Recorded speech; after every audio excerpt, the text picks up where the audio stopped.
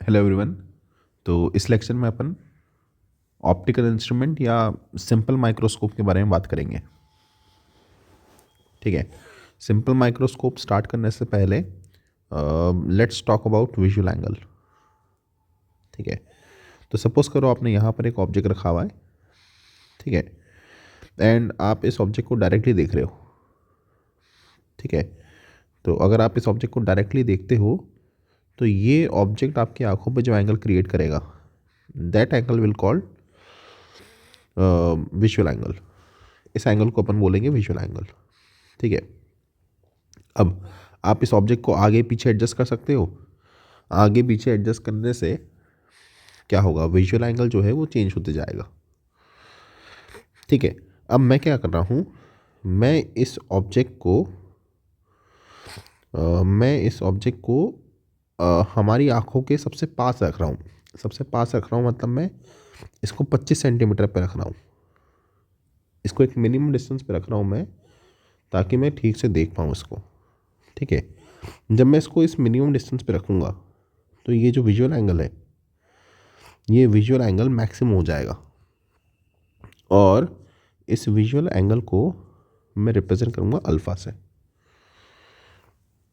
ठीक है। यहाँ पर ऑब्जेक्ट का जो साइज़ है वो काफ़ी छोटा है, तो मैं इस विजुअल एंगल को अप्रॉक्सीमेटली बोल सकता हूँ कि ये visual angle H0 upon capital D के बराबर होगा। ठीक है। अब हम करना क्या चाहते हैं, हम जो भी ऑप्टिकल इंस्ट्रूमेंट यूज़ करेंगे हैं, हम उस ऑप्टिकल इंस्ट्रूमेंट की हेल्प से इस विजुअल एंगल को ही बढ़ाने की कोशिश करेंगे। ठीक है। ऑप्टिकल इंस्ट्रूमेंट यूज़ करके हमारा टारगेट क्या होने वाला है कि किसी तरीके से विजुअल एंगल बढ़ा लो। ठीक है। तो अब हम माइक्रोस्कोप पे जंप करते हैं। तो आप यहाँ देख सकते हो कि मैंने एक ऑब्जेक्ट बनाया है। इस ऑब्जेक्ट से एक लाइट रे ऐसे जा रही है ना। ऑप्टिकल सेंटर से पास होने वाली लाइट सीधी चली जाएगी। इस लाइट को अगर मैं पीछे एक्सटेंड करता हूँ तो यहाँ पर कहीं पर इमेज बनेगी। ठीक है।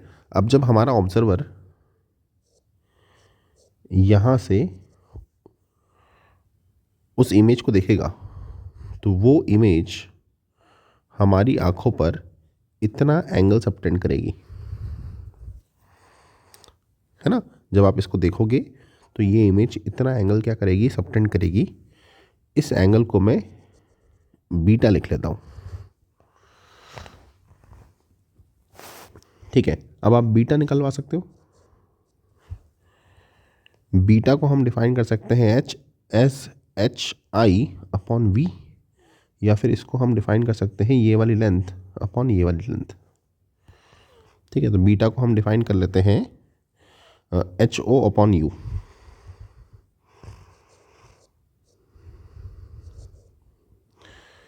ये हमने बीटा डिफाइन कर लिया। ठीक है। तो विदाउट इंस्ट्रूमेंट जब हम देख रहे थे तो जो विजुअल एंगल क्रिएट हो रहा था वो इतना हो रहा था। इंस्ट्रूमेंट यूज़ करने के बाद जो विजुअल एंगल क्रिएट हो रहा है वो इतना हो रहा है। अगर मैं इन विजुअल एंगल का रेशो ले लूँ, है ना, बीटा कितना है H0 अपॉन U, और अल्फ़ा कितना था H0 अपॉन D। अगर मैं इन विजुअल एंगल का रेशो ले लूँ तो ये विजुअल एंगल का रेशो मुझे देगा मैग्नीफाइंग पावर।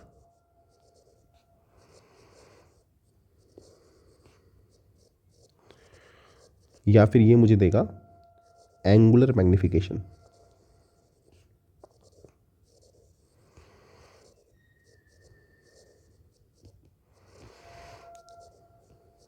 है ना।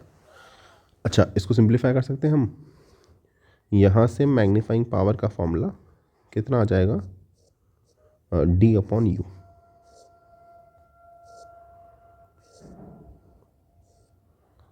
ठीक है। तो सिंपल माइक्रोस्कोप यूज़ करने के बाद जो मैग्नीफाइंग पावर आती है वो इतनी आती है, D अपॉन U। ठीक है। अब हम नेक्स्ट क्या करने वाले हैं, नेक्स्ट हम दो एक्सट्रीम केसेस लेंगे, है ना। पहले हम इमेज को इन्फिनिटी पे बना देंगे और फिर हम इमेज को डी पे बना देंगे और हम इन दो केसेस के करस्पॉन्डिंग मैग्नीफाइंग पावर निकालेंगे। ठीक है, ये दो एक्सट्रीम केसेस में मैग्नीफाइंग पावर निकालेंगे। इस इंस्ट्रूमेंट की जो मैग्नीफाइंग पावर होगी वो असल में इन दो वैल्यूज़ के बीच में ही कहीं पर लाई करेगी। ठीक है, तो पहला केस देखते हैं। तो हमने क्या करा, लेंस के लिए 1/f = 1/v-1/u लगा दिया और अभी के लिए मैं फाइनल इमेज को इन्फिनिटी पे बना रहा हूँ। ठीक है, तो 1/f = 1/v हो जाएगा -∞, u के बदले में -u रख दिया। यहाँ से आप देख सकते हो ये टर्म 0 हो जाएगी और u की वैल्यू f हो जाएगी। ठीक है, अब आप मैग्नीफाइंग पावर का जो फॉर्मूला था उस फॉर्मूले में u के बदले में f रख सकते हो, है ना। उस फॉर्मूले में u के बदले में f रखोगे तो मैग्नीफाइंग पावर का फॉर्मूला था d/u, u के बदले में आप f रख दो, तो इस केस में मैग्नीफाइंग पावर आ गई। ठीक है, अब नेक्स्ट केस, जब फाइनल इमेज हम कैपिटल डी पे बना रहे हैं। ठीक है, यहाँ पर वापस से मैंने फॉर्मूला लिख लिया, 1/f = 1/v-1/u, 1/f = 1/, इमेज आप बना रहे हो -d पे, है ना। ऑब्जेक्ट की पोजीशन -u होगी, यहाँ से आप u निकाल लो। ठीक है, यहाँ से u निकालोगे तो इतना आ जाएगा। मैग्नीफाइंग पावर का फॉर्मूला कितना था, d/u। इस फॉर्मूले में आप u के बदले में ये वैल्यू पुट कर सकते हो।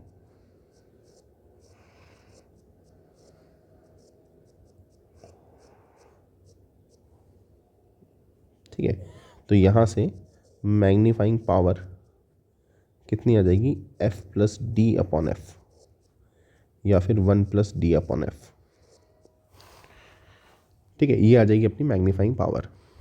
अब जो माइक्रोस्कोप हमने यूज़ करा है उस माइक्रोस्कोप की मैग्नीफाइंग पावर इन दोनों वैल्यूज़ के बीच में कुछ भी आ सकती है, डिपेंडिंग ऑन कि आप इमेज कहाँ पर बना रहे हो।